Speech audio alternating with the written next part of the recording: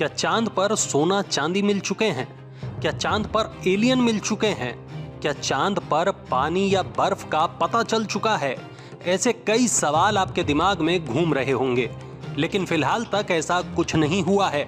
ना तो चांद पर सोना मिला है और ना ही एलियन।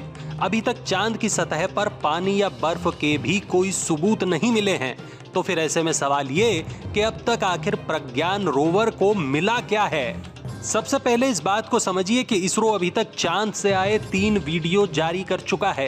ये वीडियो अपने आप में खास हैं क्योंकि चांद के जिस हिस्से की ये वीडियो और तस्वीरें हैं, वहां की तस्वीरें और वीडियो इससे पहले कभी देखे नहीं गए हैं। लेकिन रोवर वीडियो और तस्वीरें भेजने का ये काम केवल 14 दिन तक ही कर पाएगा, क्योंकि विक्रम लैंडर और प्रज्ञान रोवर की जिंदगी केवल इतनी ही है। दरअसल विक्रम और प्रज्ञान दोनों ही सौर ऊर्जा पर काम कर रहे हैं।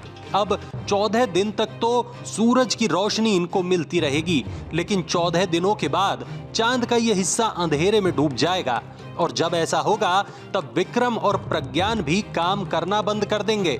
दरअसल चांद का एक दिन पृथ्वी के 14 दिनों के बराबर होता है। 23 तारीख को जब चंद्रयान चांद पर पहुंचा था तब वहां दिन शुरू हुआ था। ऐसा अनुमान है कि 5-6 सितंबर तक वहां दिन ढल जाएगा और जब ऐसा होगा तो विक्रम और प्रज्ञान काम करना बंद कर देंगे। लेकिन असली परेशानी इसके बाद की है। जैसे ही चांद पर रात होगी वहां तापमान गिर जाएगा, -180 से -200 तक पहुंच जाएगा और जब ऐसा होगा तब विक्रम और प्रज्ञान की सेहत पर बुरा असर होगा। इतना बुरा कि शायद ये फिर काम ही न कर पाएं। लेकिन अगर इसके बाद भी दोबारा सूरज उगने पर ये दोनों काम करते हैं तो ये अपने आप में एक चमत्कार के जैसा होगा। अब दूसरी बात समझिए, चंद्रयान 3, विक्रम लैंडर और प्रज्ञान रोवर अब लौटकर पृथ्वी पर नहीं आएंगे, लेकिन रोवर पर एक डिवाइस लगा है।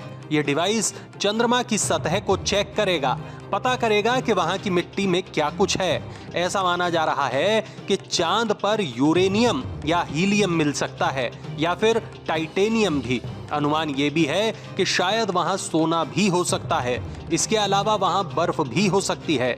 दरअसल चंद्रयान 1 ने चांद पर पानी के कणों की पुष्टि तो कर दी थी, लेकिन ये पानी कितना है और क्या इसे किसी तरह इस्तेमाल किया जा सकता है, प्रज्ञान रोवर इन सवालों का जवाब तलाशने की कोशिश करेगा।